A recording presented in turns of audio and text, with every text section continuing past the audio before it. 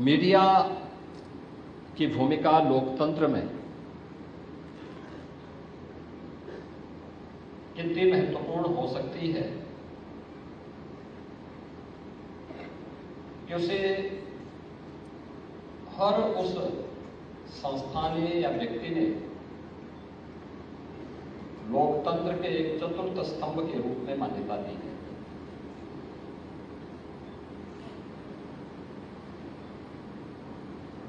और लोकतंत्र के प्रति जो सबसे सजग प्रहरी के रूप में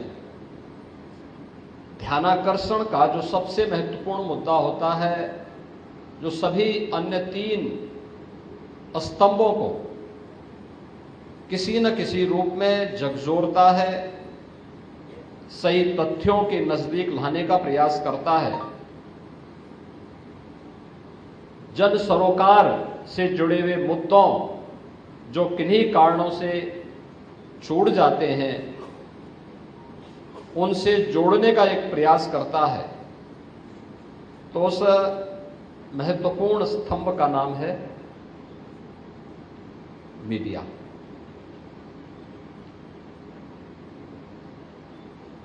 दुनिया के अंदर जहां कहीं भी आधुनिक लोकतंत्र पनपा है, आगे बढ़ा है, मीडिया की भूमिका समय के अनुरूप अलग अलग रूपों में देखने को मिल रही है, लेकिन उसके महत्व को लोकतंत्र के प्रति आग्रही कोई भी समाज कभी कम तर करके नहीं आंक सकता। उसकी प्रासंगिकता लोकतंत्र के प्रति जब लोगों के मन में भाव आया होगा तब से ही किसी न किसी रूप में रही है। और आज के वर्तमान के कालखंड में तो इसकी कल्पना भी नहीं की जा सकती है कि मीडिया के बगैर लोकतंत्र की कल्पना हो। लोकतंत्र की प्रासंगिकता पर प्रश्न चिन्ह ही खड़ा करेगा अगर मीडिया को अप्रासंगिक कर दिया जाए।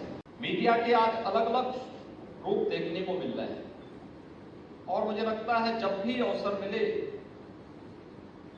तो हमें, जब हम अपनी लेखनी को सकारात्मक दिशा में आगे बढ़ाते हैं या जब मीडिया के मंच का उपयोग हम एक सकारात्मक भाव के साथ जनता को ही सब कुछ मान करके उस पवित्र भाव के साथ जब हम अपना कार्य आगे बढ़ाते हैं तो वह जन विश्वास का प्रतीक बनता है। और लोकतंत्र में जन विश्वास का प्रतीक बनना ये सबसे महत्वपूर्ण बात है। अगर जनता का ही विश्वास नहीं है किसी व्यवस्था पर और उससे हम ये उम्मीद करें कि वह व्यवस्था लोक कल्याण का माध्यम बनेगी, यह संभव है। जनता का जिस पे स्वयं विश्वास न हो, क्या वह पार्टी या वह दल क्या पुनः सरकार बना सकती है? कभी नहीं बना सकती। जब तक जनता जनार्दन का विश्वास है, कोई भी दल, कोई भी पार्टी तभी तक सत्ता में रह सकती है। जिस दिन जनता का विश्वास उससे हटा तो उसको धराशायी होने में कोई देर नहीं लगती।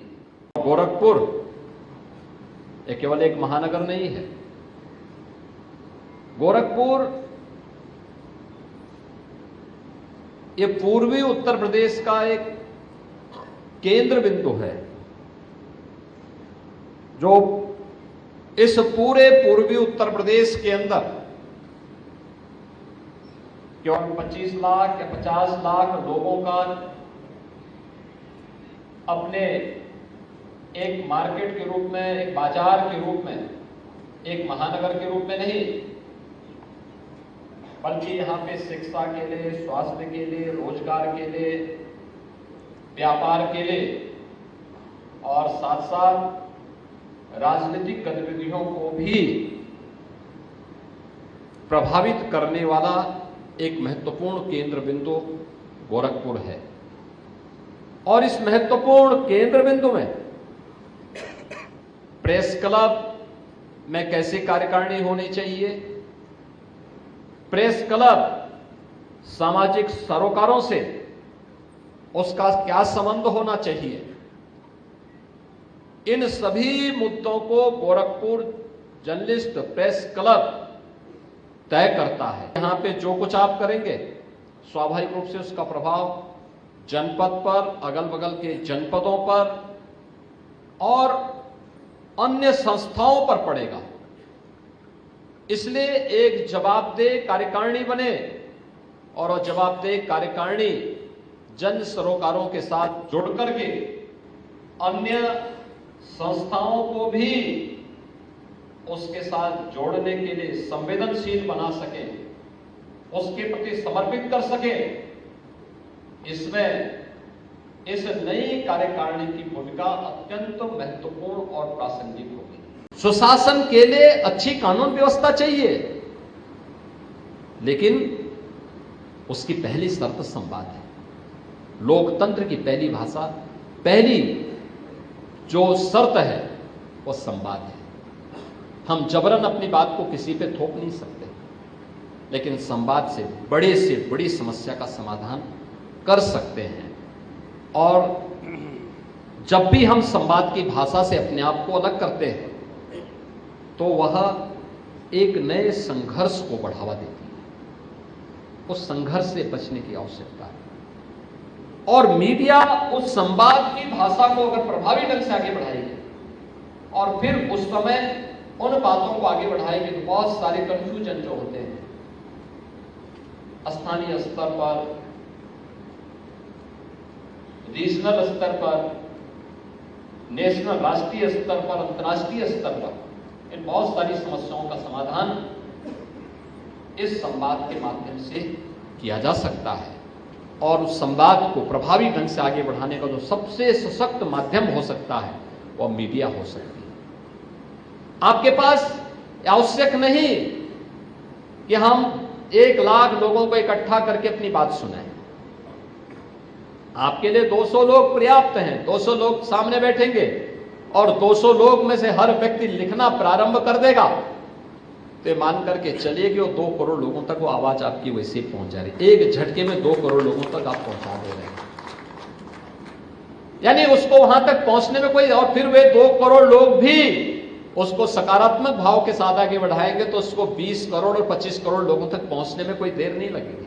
जो 9 निर्वाचित गोरखपुर जर्नलिस्ट प्रेस क्लब के जो हमारे पदाधिकारी हैं उन सबको इस बात के लिए आश्वस्त करता हूं कि एक नए डायलॉग को स्थापित करने के लिए मीडिया की इस सकारात्मक भूमिका को आगे बढ़ाने के लिए जिस भी प्रकार के सहयोग की आवश्यकता पड़ेगी सरकार आपके साथ खड़ी होगी, क्योंकि वह अंततः समाज से जुड़ा हुआ कोई भी कार्य यह सरकार का ही कार्य होता है। यह आवश्यक नहीं कि सरकार के एजेंडे के अनुसार आप चलें, लेकिन हां, जो भी इस प्रकार की पहल होगी जिससे समाज का कल्याण का मार्ग प्रशस्त होता है उसमें सरकार की पूरी सकारात्मक भूमिका के साथ सहयोग उन सभी संस्थाओं को और उन सभी संगठनों को प्राप्त होगा जो इस भावना के साथ अपने कार्यक्रम को आगे बढ़ा रहे हैं कि हम सही चीजों को, सही तथ्यों को जनता जनार्दन के प्रति अपनी लेखनी के माध्यम से प्रस्तुत कर सकें। यह महत्वपूर्ण इसलिए है, चाहे वह विधायिका हो, कार्यपालिका हो या न्यायपालिका। याद रखना, कोई भी संवैधानिक संस्था अपने आप को लोकतांत्रिक व्यवस्था में जन सरोकारों से अलग नहीं रख सकती। आम जन से उसके संपर्क और संवाद और उसके प्रति उसकी जवाबदेही, उसकी संवेदनशीलता और उसकी कार्य पद्धति के माध्यम से दिखते हैं और दिखने चाहिए। लोकतंत्र नहीं होता तो क्या देश के अंदर जो आज विकास के प्रति और लोक कल्याण के प्रति एक सरकार पूरी संवेदनशील तरीके से निर्णय करते हुए उन्हें आगे बढ़ाने का काम कर रही है, क्या ये हो पाता? क्या देश के अंदर 25 करोड़ लोग गरीबी रेखा से उभर पाए होते, जिन्हें पिछले 10 वर्षों के अंदर शासन की विभिन्न वेलफेयर स्कीम के माध्यम से जोड़ करके उनके जीवन में व्यापक परिवर्तन करने का काम किया गया? लोकतंत्र नहीं होता तो क्या हम देश के अंदर गांवों के लिए, गरीबों के लिए, किसानों के लिए, नौजवानों के लिए, महिलाओं के लिए बनने वाली इन योजनाओं को इतने प्रभावी तरीके से प्रस्तुत कर पाते? संभव तो नहीं होता। अगर केवल एक पोलिट ब्यूरो होता, एक दलीय व्यवस्था होती, कोई राजतंत्र होता, उनके अपने एजेंडे होंगे। बहुत सारे राजतंत्र ऐसे भी रहे हैं जिनके लोकतंत्र के साथ, उन मूल्यों के साथ उन्होंने अपने आप को जोड़ने का प्रयास किया, एक नैतिक बल से उत्प्रोत होने का प्रयास किया, लेकिन फिर भी लोकतंत्र में तो केवल जनता जनार्दन की ही आवाज सुनी जानी है। कोई भी सरकार उसको नजरअंदाज नहीं कर सकती, उससे अपने आप को अलग नहीं कर सकती, और अगर कोई करेगी 1 साल 2 साल, अंततः 5वें वर्ष तो उसे फिर वहीं पे आना है जिस जनता के द्वारा उसको चुन करके, जो जनता जनार्दन उसे चुन करके भेजती है। और इसलिए कोई भी सरकार, कोई भी शासन प्रशासन उससे अपने आप को अलग नहीं कर सकती है। अगर मीडिया नहीं होता, सरकार कितना प्रचार करती, कहां तक जाती? हमने तो देश के अंदर कुछ राज्यों में अपने मंत्रियों को भेजा था, और मंत्रियों को भी भेजा था कि भाई आप जा रहे हैं तो संबंधित राज्य के मुख्यमंत्री और वहां के माननीय राज्यपाल को आमंत्रण दे देना, हो सके एक प्रेस कर लेना, लेकिन उससे एक सकारात्मक स्वरूप देकर के कैसे आगे बढ़ाने का काम किया। इतने बड़े आयोजन के रूप में, दुनिया के सबसे बड़े आयोजन के रूप में बदलने का काम मीडिया की सकारात्मक लेखनी ने किया। और जब कोई आयोजन बड़ा होता है तो उसके भी परिणाम बहुआयामी होते हैं। इस समाज को जोड़ने का तो आधार बना, एक भारत श्रेष्ठ भारत का तो आधार बना ही, लेकिन संस्कृति भी समृद्धि का कारण बन सकती है। आस्था भी आजीविका का माध्यम बन सकती है। कि आपने देखा होगा, पहली बार यह भी देखने को मिला होगा, और उस भाव को हम लोगों ने बहुत नजदीक से महसूस किया। और मैं तो बार बार इसीलिए कहता था, वह जो जैसे देखने के लिए आया था उसको उस प्रकार की दर्शन महाकुंभ के आयोजन के साथ हुए थे। जिसने जैसा देखा उसको ऐसे भाव, जिस भाव के साथ गया था उस भाव के रूप में उसको वह नजारा वहां देखने को मिलना था। लेकिन मीडिया की भूमिका थी, मीडिया ने इसे सकारात्मक रूप से आगे बढ़ाया।